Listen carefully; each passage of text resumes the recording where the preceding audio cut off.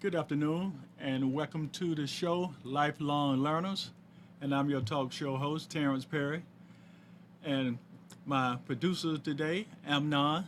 How you doing? Hello, how are you? All right. And Amnon and myself will entertain you for the next hour today.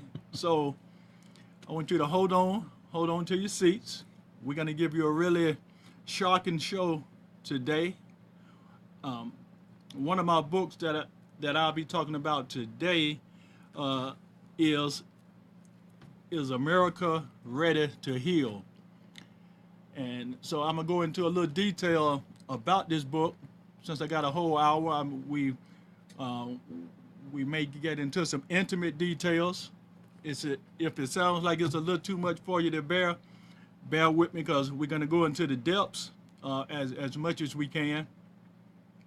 But in talking about is America ready to heal, we're talking about the good, the bad, and the ugly in America as we know it. We're going to get raw. We're going to deal with some truths and some realities of America, and everything's not cute and everything's not pretty. But we're going to talk about those things today, just to get into some of the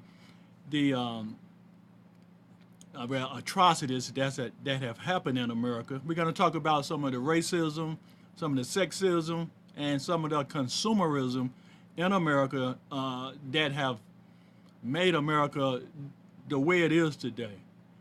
The things that we see happening in our America today, we're going to address some of those issues. And if you want to be a part of that conversation, you could call in at 919-518-9773 and get in on this conversation.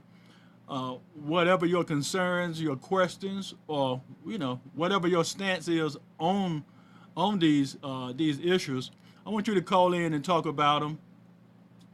Feel free to say what you want to say, whatever your feelings or concerns are about it. I want you to call into the show and share that idea or that concern with us. So I'm gonna get into the book a little bit again. It's Is America Ready to Heal? And I wrote this book at the end of last year, and I actually put it out at the beginning of this year, I think around February. And so it's been on Amazon, it's been in Barnes and Nobles, and in some of the other bookstores around the country. The book is out there. But just to get started, again, we'll be talking about Is America Ready to Heal? The good, the bad, and the ugly. Call into the show at 919-518-9773. Now let's get started. To begin with, the discussion that I want to bring to you today is gonna be just answer the question in and of itself: Is America ready to heal? Now, before you answer that, let's look at the cover of the book. Is America Ready to Heal? Just looking at the cover, do it look like America is ready to heal? Let's examine the cover of the book. You got the two statues, one black, one white, and they have their backs turned away from each other. So what does that suggest within itself? It suggests that no, they're not ready to heal because they're not even ready to face one another. America is not even ready to, when we talk about racism and black and white issues, we're not even ready to face each other. Our backs are turned. But you see the thought process. The two statues, they are in a thinking position. So they are thinking, but they're not thinking together on how to come to a solution. Their backs are turned. What we want to see, if America was truly ready to heal, we would see the two statues, the black and white, facing one another. So that in and of itself, it gives you some indication of, is America ready to heal? It's not asking you the question to say yes or no. It's a rhetorical question. Is America ready to heal? No. And then let's go a step further. There's a child in this box. As you look at the cover, there's a child in the box. Now you would say, why is that child in the box? So what I want you to think about is, okay, we're talking about in the box, but in America we should be thinking of thinking outside of the box. Because when we think outside of the box, then we have new options, new solutions, new possibilities. So yes, America should be thinking outside the box, but we have a child inside the box. That child is a mindset that America has. That child is you, that child is me, and that child is every person in America.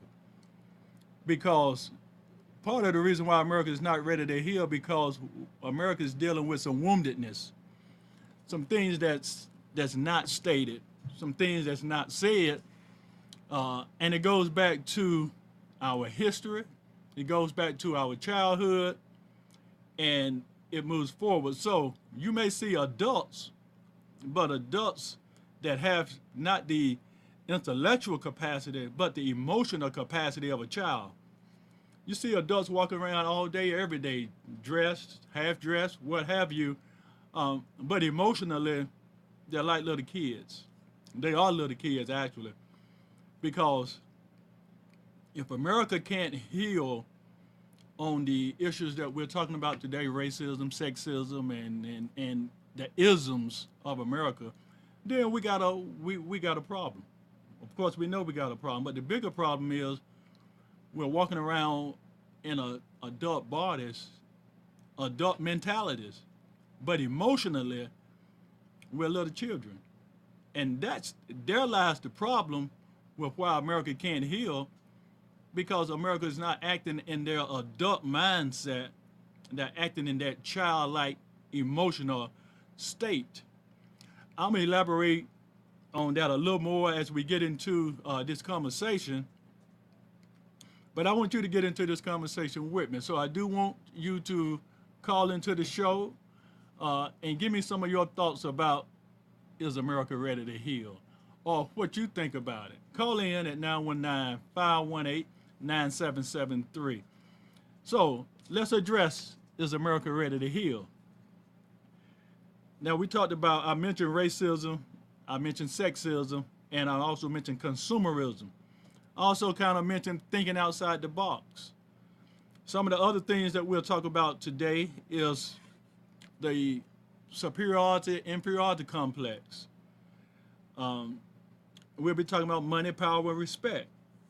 We'll also be talking about the epidemic of law enforcement and police brutality. We're going to address some of those issues today. We'll also be bringing in another subject matter, social disconnection, psychological projection. These are just some of the topics that I'm going to throw out that's in the book that kind of defines, when we're talking about is America ready to heal, and when I say no, America is not ready to heal, these are some of the reasons why, and I'll break those down as we get further into this conversation. So first of all, we're talking about, is America ready to heal? I want to address the number one issue that we talked about again, that child in the box. In talking about that child in the box, we're talking about a state of mind. So in talking about this state of mind is the mindset of America.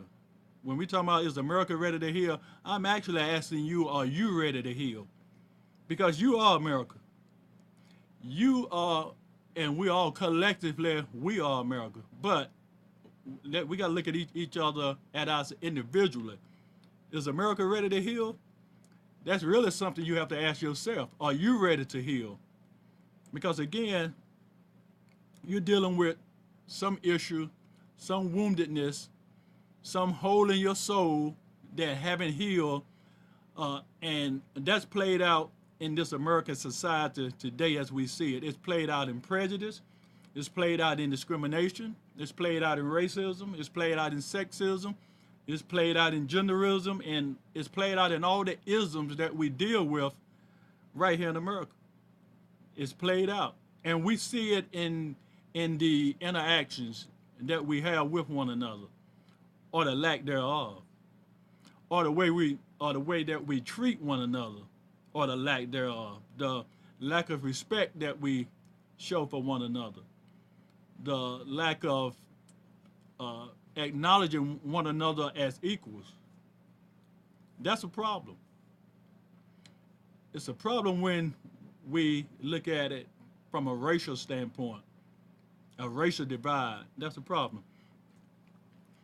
But in stating that, again, I wanna go a little further, which is so. The flip side of that question, is America ready to heal? The flip side would be, when will America be ready to heal? When will they be ready to heal? Again, you have to look at yourself, because nobody's truly ready to heal until they get to a point in their life to where now life is becoming a displeasure, dissatisfied. You're either losing something, you're about to lose something, you're going through something, or life has gotten so bad that you go into your knees. Then you are ready to make a change. America works the same way. Whether there's a group, whether there's an individual, or whether we are collectively talking about all of us, we're not going to change until something drastic happens. Now, we had 9/11 just a couple of days ago. And when we think back to the 9/11 trauma, the 9/11 crisis, we saw then during 9/11, yeah, that was a big crisis. And after then, people were coming together, people were unifying, they had each other's back because we were going through a crisis. That was a trauma. America was brought to its knees. People were brought to their knees individually. So when we experience something like that, then we're ready to make a change. Because we see then we got to. You're out of your comfort zone. Your back is against the wall, and you don't have anywhere else to go but either die or go up. It's one or the other. You sink or swim. It's sad that we have to operate from that standpoint. It's sad that we have to wait until we go through something that drastic to have to make a change in our life. But that's when we decide, hey, it's time to make a change. That's when, even in race relations, nobody want to change, and we're going to talk about slavery a little bit and that whole change and that whole concept. We're going to even talk about the civil rights movement, the women's rights movement, the hippie rights movement, those movements of the 60s and 70s that brought about change. But the question is, why did change come about during that era? We're only talking about 40, 50 years ago. And now it looks like we're right back where we were then, 55 or so years ago. Why is that? That's something we have to ask ourselves. But let me move forward with another point. One of the other points I want to make is talking about a paradigm shift. What is a paradigm shift? The paradigm shift happens when all previous information and all technology as we know it is changed by a new information and new technology that wipes out all of that. You're like, what do you mean? What do you mean? Let me give you an example of what I mean. You remember back when man thought the earth was flat? Man thought the earth was flat. He thought he could walk off the end of the earth and fall off if he walked to the edge.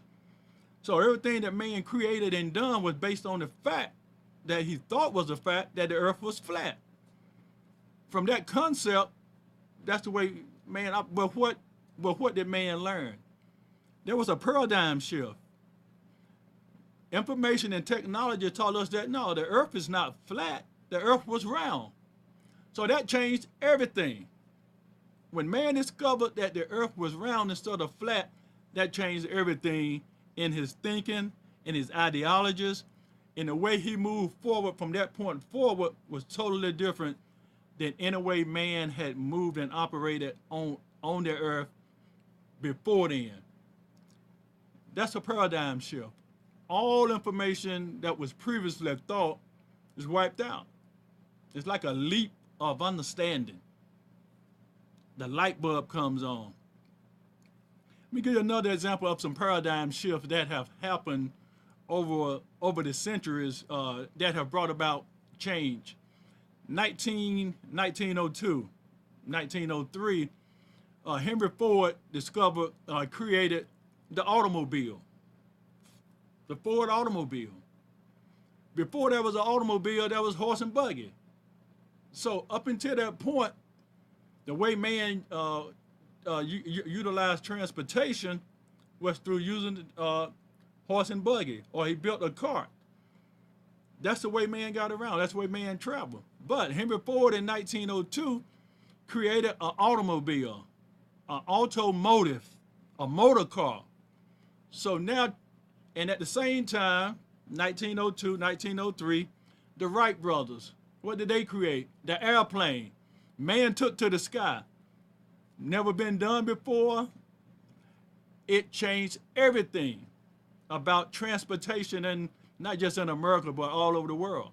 Those two things, the motor car and the airplane, 1902, 1903, changed the way the world operated in transportation. Now look at it. We got Northwest Airlines. We got different types of motor vehicles all over the world that we drive. You got cars going 200 miles an hour now, when only 115 years ago, man was using horse and buggy. That's a leap. That's a leap of understanding. That's a paradigm shift. Let's talk about a couple of more paradigm shifts. Things that change information and technology all over. Change the way things are done. The TV, the radio, changed communication worldwide. There was no TV, there was no radio prior to that. So what kind of social media existed? There really was no social media. Once the TV was invented, the radio was invented, that changed everything. Even now with the new technology that we have with computers and laptops and access to totally different social media, that's been another paradigm shift. That's been another shift in technology that changed the way man operates in the world. Now, here's my question. If man can create such technology, such genius, this is genius. If man can be a genius on one hand, why is he an idiot on another hand? Why can't we get along? Why can't America heal? This is crazy. This is the craziness in mankind, because if you can create an airplane, transportation, TVs, radio, all this technology and genius, everything that is on this earth, man have created. So mankind has the intelligence to do what it needs to take care of itself. But not only do mankind has the intelligence, mankind also have the emotional heart to be able to change his heart also. Mankind is equipped with everything it needs to actually exist forever. Mankind can exist forever. But will mankind exist forever? No, man will destroy himself. Not because he's not genius, but because his heart has not matured into the genius that it is. His heart have not matured into the adult that it should be. Again, I told you, man operates in a box. The little kid in the box, that's the way man's heart operates. Instead of being the intellectual genius and emotional genius that mankind is, thinking outside the box, being the creative genius that man can be, man plays the idiot. Man operates on a childlike level, and that's sad in 2016 to be operating like that. We're still arguing over skin color. We're arguing over self-respect. We're arguing over whose territory is this. Things that are, senseless to be arguing about. We got bigger things to live for, to exist for, instead of these little petty issues that we're fighting about. Let me move on. Again, before I go any further, the lines are open. I want to hear from you. I want to know your thoughts and concerns about Is America Ready to Heal? It's the book that I wrote earlier this year, and the book is on Amazon. It's in Barnes & Nobles. You can get a copy. Just go on Barnes & Nobles or Amazon.com and order a copy of the book. Because the book gets you to thinking, and that's what the book was designed to do, to get you to thinking about what's in your heart. When I'm asking again, is America ready to heal? We're really asking, are you ready to heal? Because it starts with the individual. It extends into the group. So when we're talking about the individual, and let me just bring you back for a minute. When talking about the individual, we're talking about your belief system, your beliefs, your values, your thoughts. The question is, where do your belief systems come from? Where do your belief system come from? And I'm not talking about your religious beliefs per se, because that is part of your belief system, but that's only a small portion of your belief system. Your belief systems come from, I guess, the parents that raised you, the culture that you grew up in, the family that you grew up in, the society that you grew up in. They have already created your belief systems for you. So when you're born into this world, whatever system you're born into, you pretty much follow those beliefs that was already here before you. Your parents, they believed it. They passed those values and thoughts on to you. So you, in turn, you believe it. Let's take, for instance, give you an example. What are your beliefs about money? Most times you're going to hear people say, money is the root of all evil. Some people say, no, the way you use money is the root of all evil. Or, but how can money be the root of all evil when money is simply paper? Who created money? Who created the use of money? We want to project evilness on money and not on mankind. That's something mankind created. That's what was in the heart of man. So whatever you project on money, it's not money that's evil. That's your projection. And I'm going to talk to you a little bit more about what projection is. We're going to talk about psychological projection a little bit later in the show. Because we project all the time on other people, on other races. We project on each other. We project on other groups. We project what's in our hearts, what's in our minds. We project our belief systems onto other people, to other places and other things. A lot of Americans profess to be Christians. They project their belief systems and their beliefs onto Muslims, Buddhists, Hindus, other religions. They project their thoughts and their beliefs about those religions and those other cultures. Why? Because that's what they've been taught to do. That's what they've been taught to believe. And that's where prejudice comes from. That's where discrimination comes from. Those projected belief systems. We project onto other people all the time. We project on other people. We project on other sexes, other races. We project all day long.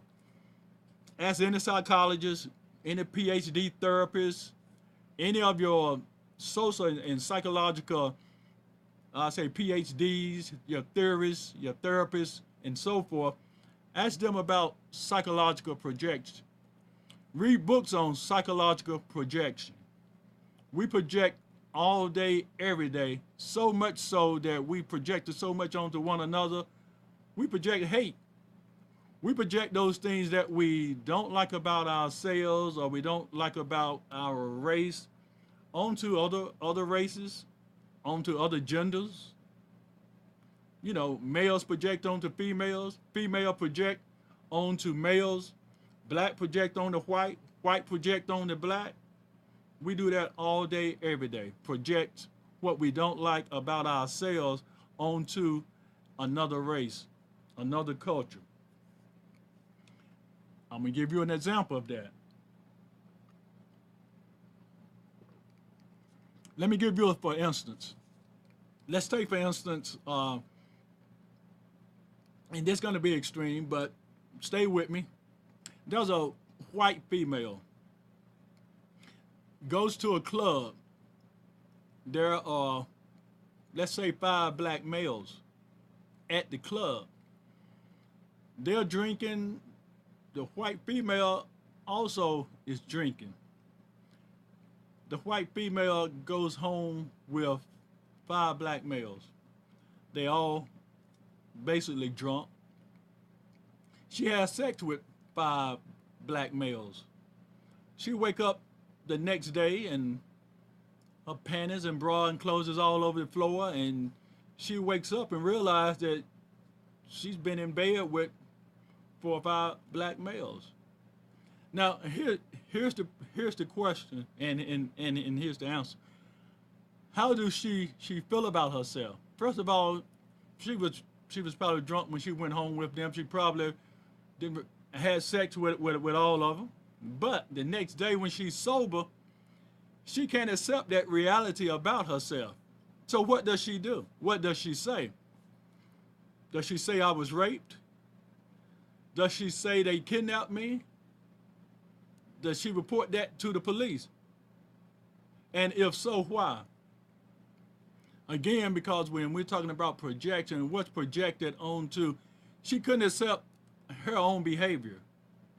Leaving the club with 5 guys, going home having sex with 5 guys. Now she has to accept her behavior or disassociate herself with that behavior. How does she disassociate herself? She said, they had to have raped me. I wouldn't do that. You know, they must have kidnapped me. And that's the story that she tells. That's what she tells the police. That's what she tells her family. So what you think happened? Now you got the police arresting 5 black males for kidnap and rape. Now that you got a trial. And so forth and so on. You know how that plays out. So, extreme example, but I wanted to make that example to give you an idea of what, this is how America operates. I told you we're talking about the good, the bad, and the ugly in America. But you know, it looks pretty on the outside, and people in other countries, when they see and hear America, everybody wants to come to America. America is this great place. That's the picture that America paints on the outside to the outside world. We're this giant, and we save and take care of everybody. Does America really do that? I think that picture has been tainted now, or is changing, because again, with technology, the way it is now, the paradigm shift. Now there's a new way of seeing America. You can see more of the reality of what America is really all about. So, if you have any questions about that, give me a call. Call in at 919-518-9773. Let me hear your comments about these concerns and the questions so forth. I'm going to move right along. And we're going to move on into a little bit more deeper into the trappings of America. What they have led you to believe to be true, but we'll find those truths it's not really true. when we talk about the superiority complex and the inferiority complex, and I want to just touch on those two subject matters real quick, because a lot of times we have gotten um, those two subjects confused by definition. A superiority complex, we usually associate that with saying white people have a superiority complex, black people have an inferiority complex. But the truth of the matter is, it's actually, uh, well, from a psychological standpoint, uh, a superiority complex is actually the inferiority complex of that person. Let me explain. Let me explain that. A superiority complex, people think that one race feels superior over the other, but actually, a superiority complex is actually a cover up for feeling inferior.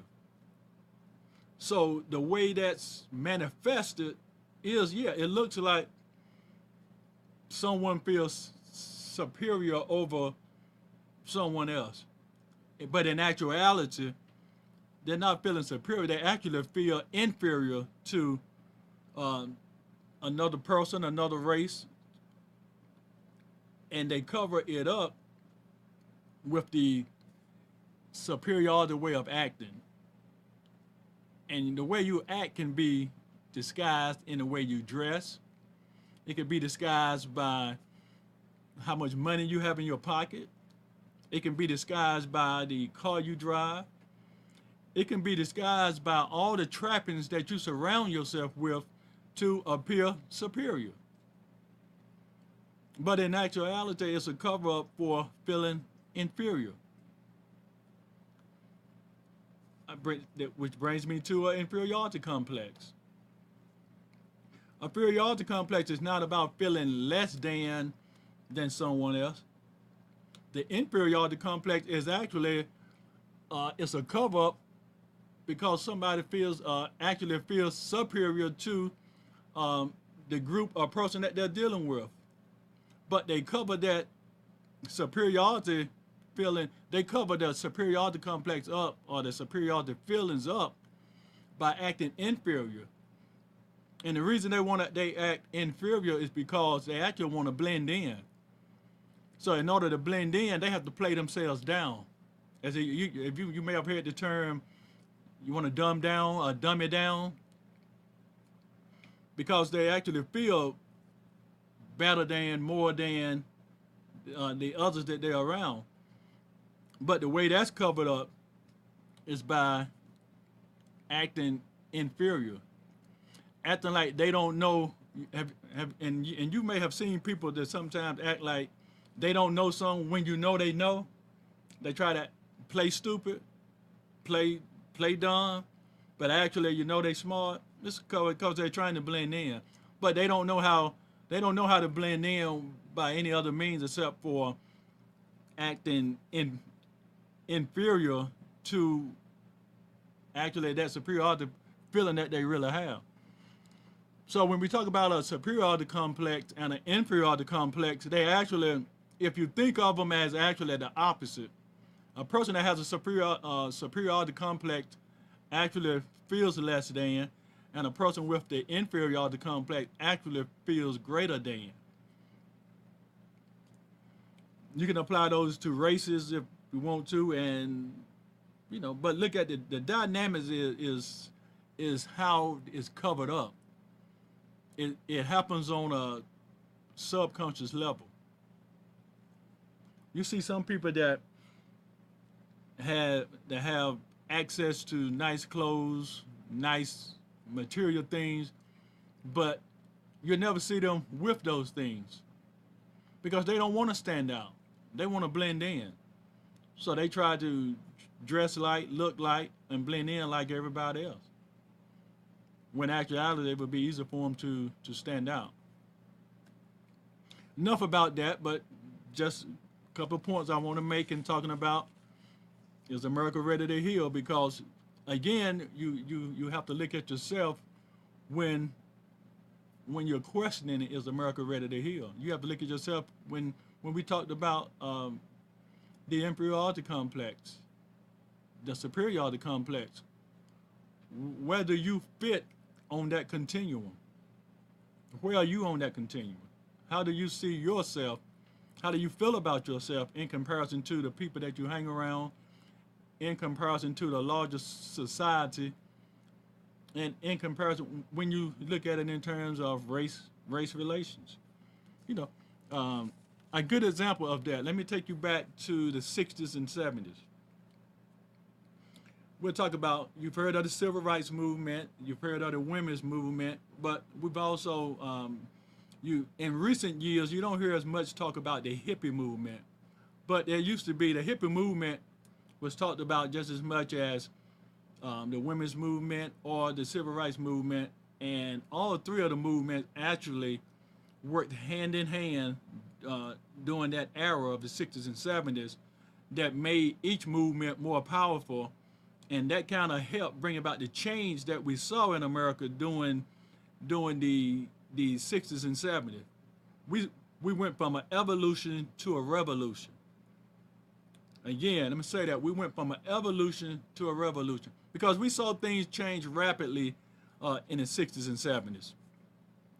We saw advances gained.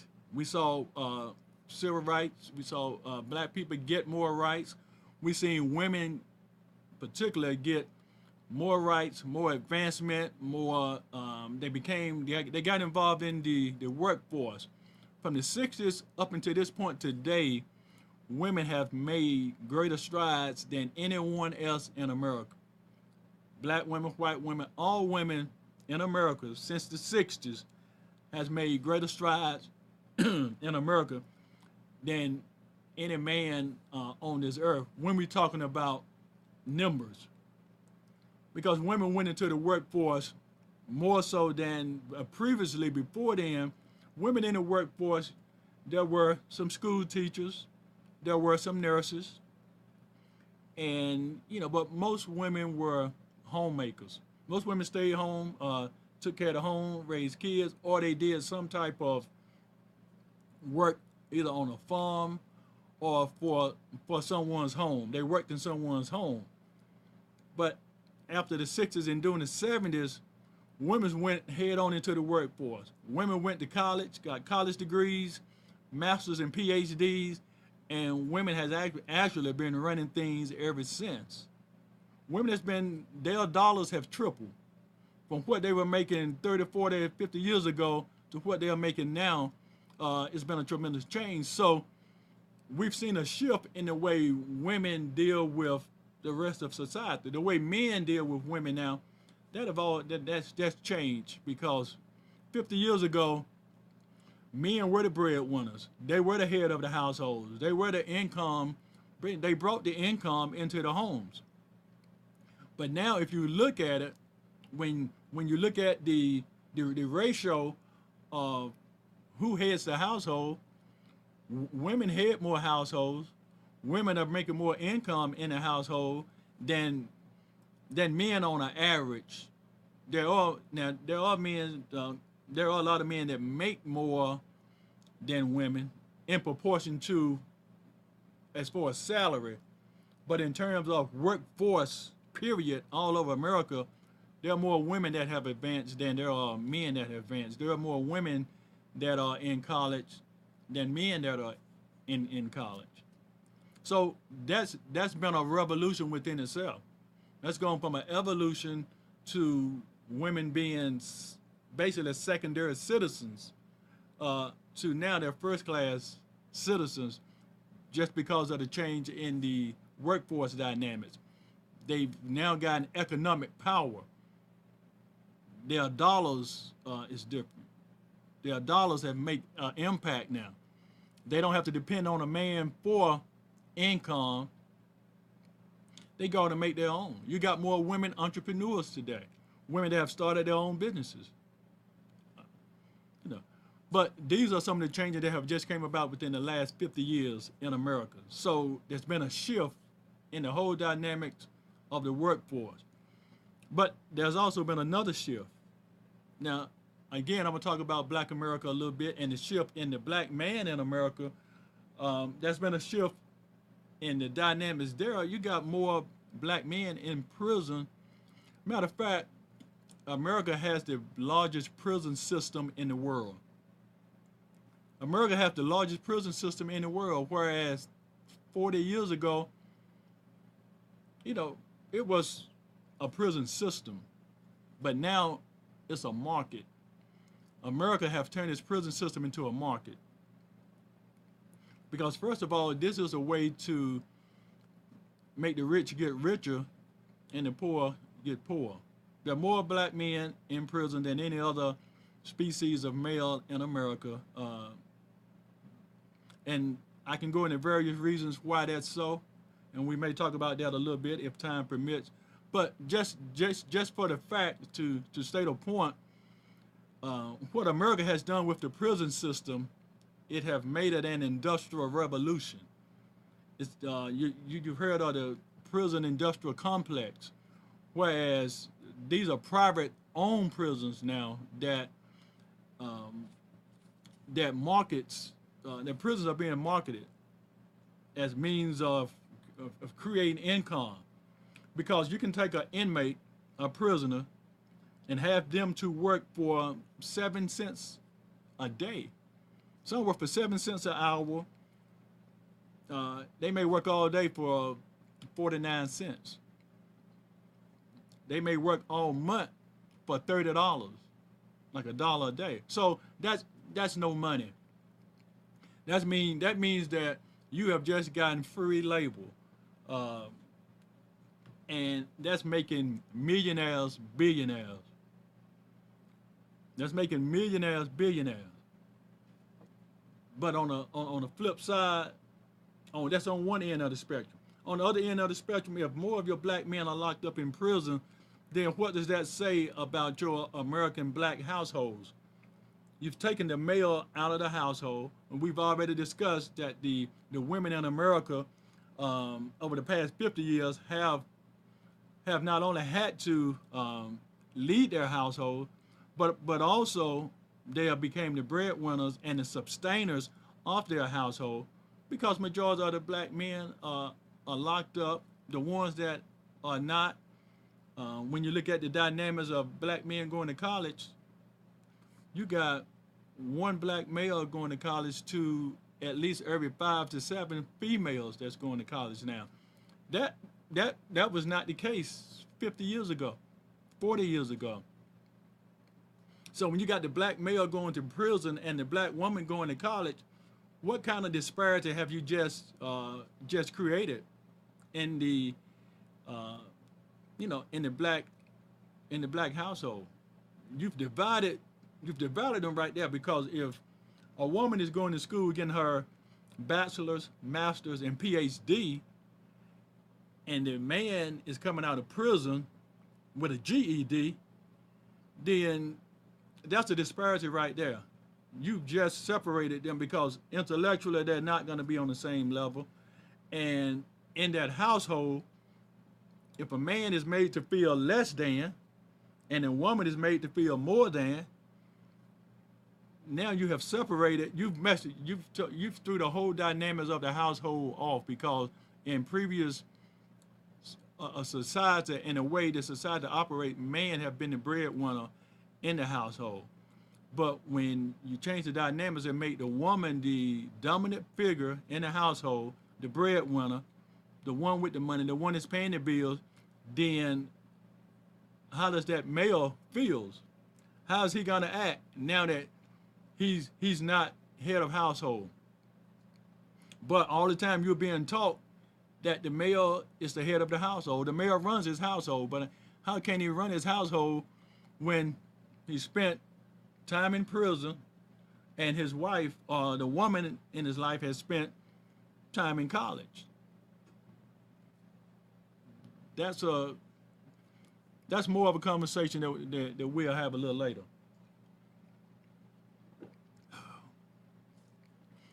But one other point that I did want to make when I was talking about the hippie movement, and I'm gonna take a few minutes to share my thoughts about the hippie movement and why the hippie movement was probably most important uh, with the civil rights and the women's rights movement that have kind of lost a lot of esteem.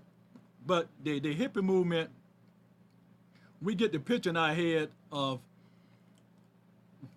white people that with long hair and uh, they got on bright colors and beads and raggedy jeans, flip flops, holding up signs saying "Flower Power," riding around on a Volkswagen Beetle Bug, or riding in a Volkswagen van with signs of "Flower Power."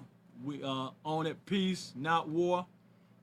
But that goes back to the mindset of the hippie was the that was the younger white generation in the 60s and 70s. They found out their parents were, their families were rich. They were millionaires.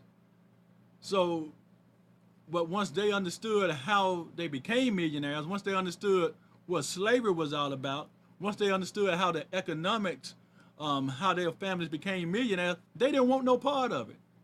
The hippies was like, we don't want no parts of the Vietnam War. We believe in peace, not war. What do we need to fight for? They didn't like the way their parents had gotten the money through slavery and got rich and made slaves out of man, but yet at the same time, you call yourself a Christian. You're going to church on Sunday. You're praying to this God that you say that you're supposed to treat everybody fair and just. But at the same time, you're making a slave out of man. But you call yourself a child of God. Those two, the hippie didn't. We call that. We call it psychological dissonance. They distance themselves from their family. They say they don't want no part of that money. So that's why when we see hippies, that was part of a revolution. They didn't want the birthright that they had, that they was born into. They rejected it. They was like, no, we don't want that. Because, and a lot of these kids, I'm gonna say young white Americans, some were college kids, but see, when they got to college, they understood, when they studied and understood philosophy, they understood economics, and they understood their history. Then they understood how they got the wealth and stuff that they had accumulated, and they rejected it. But the downside to that was the parental rejection had a backlash. What the hippies wanted was peace, love, not war. They just wanted to get along with everybody, and they believed in the civil rights. They believe in the women's rights. They believe everybody should be created and be treated equal. Everybody should be respected, and that's what they fought for. But in that process of that rejection from their parents, that's that again. We goes to that emotional heart. Yeah, they were out fighting for the causes that they believed in, but at the same time, they still wanted their parents' love. They still wanted their parents to love them, but their parents were strict disciplinarians. So they rejected their hippie child. They didn't, because their belief systems were totally different. Their parents wasn't giving back the wealth that they had that was handed down to them from the previous generation. They wasn't giving that away. But at the same time, the hippie child wanted the parents' love, and the parents wanted to love their child, but there was a disconnection there because they didn't see eye to eye on how they would move forward in that relationship. Neither one was giving in to what they believed. So when you separate from your parents or your family in that sense, there's some emotional hurt there. There's a woundedness there. There was a woundedness in the soul of the hippie that wasn't articulated, but it was there. And we saw that played out in the drugs that the hippies got involved in. They got involved in a whole lot of drugs, acid, LSD, weed, cocaine. All of these drugs was because it was filling a void. Even though they believe in peace, love, and so forth, they were hurting. They were hurting inside because of that parental rejection. The parents rejected them, and they rejected their parents. But when you disassociate with your family, there's hurt in that heart. So that's where the hole in the soul was for the hippie. That's why they got off track when we think about the movement that they fought for. But then what they're known for is the drugs, what we call they crash and burn. You know, they fried their brain. But the silver lining in that was during the era of the 60s and 70s, there was the Betty Ford Clinic, which was a recovery clinic that was created. There were other clinics that were created that, and because of the white wealth, the parents did have money to put these kids in rehab. So once these kids went to rehab and got off the drugs and got themselves cleaned up, they went back to school, got their masters and PhDs, and they are the people that we see today who are the college professors. A lot of the PhDs now that's in their 60s and 70s, they were the hippies in the 60s and 70s. Now they're 60 and 70 years old, but like Hillary Clinton and so forth, back then they were all hippies back in the 60s and 70s. But you see where they may have crashed and burned, but the ones that lived are the ones who are our life coaches today. They are our philosophers. They are our college professors. They are the ones that have actually came back and shared their experience with the youth of today. They've shared that experience. They were the youth of yesterday. They were fighting for the same causes that we're fighting for today. They got sidetracked with the drugs, but they was able to get in rehab, get themselves cleaned up, and they got their life together. So it's what we call the phoenix. I guess you would call a phoenix rising. You crash and burn, but then you reinvent yourself. You're reborn again in a sense. And they came back, and they've been a blessing to society, along with the men and women of the civil rights movement and the women of the women's rights movements. They've been the change agents today, from yesterday to today. They've been the change agents that have been bringing about change and sharing what they have experienced with the younger generations, and they are passing that torch on to the younger generations to bring about change that we see that's needed today. It's not about necessarily fighting for what we went through during slavery. That's a fight that our ancestors fought that fight. We have a fight on our hands today with equality, with discrimination, systemic racism. We still got things that we have to fight for today, but we can't worry about yesterday.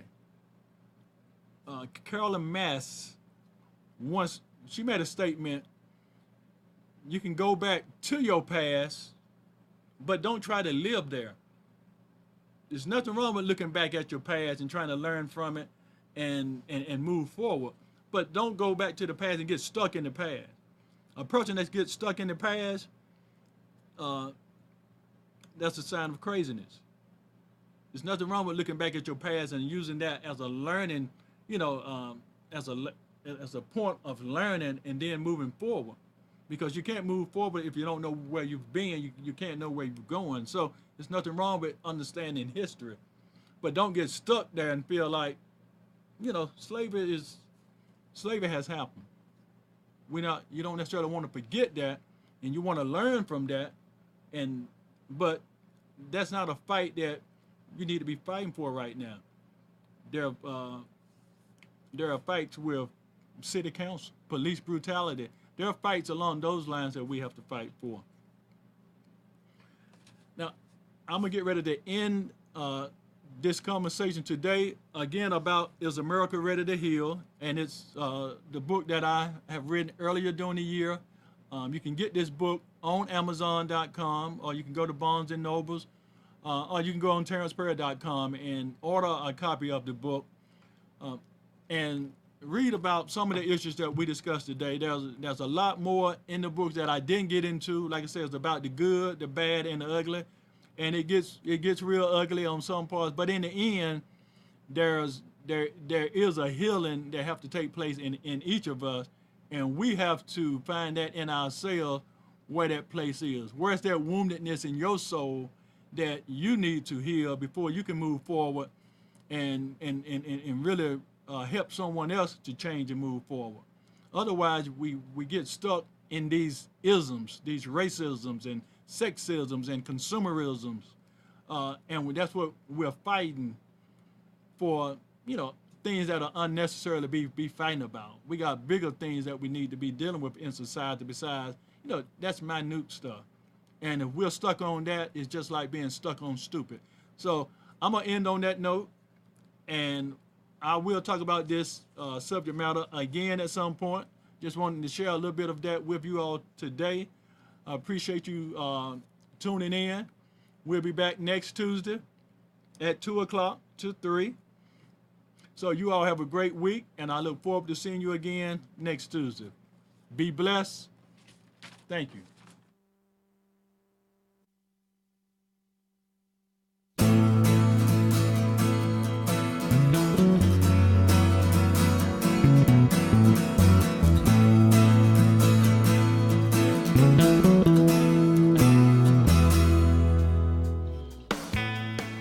You are tuned to the Nissan Communications Network.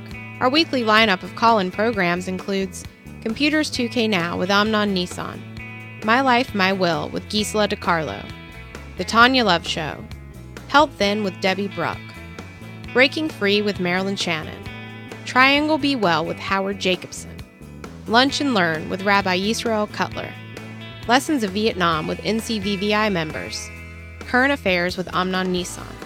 And if you tuned in too late, you can always watch each program in its entirety or download an MP3 audio file of it in the archives section on nissancommunications.com. Don't forget to subscribe to our YouTube channel, follow us on Twitter, and like us on Facebook. Sponsored by Atomos.com, makers of quality video recorders and converters, CarolinaApparel.com, and DeltaForce.net.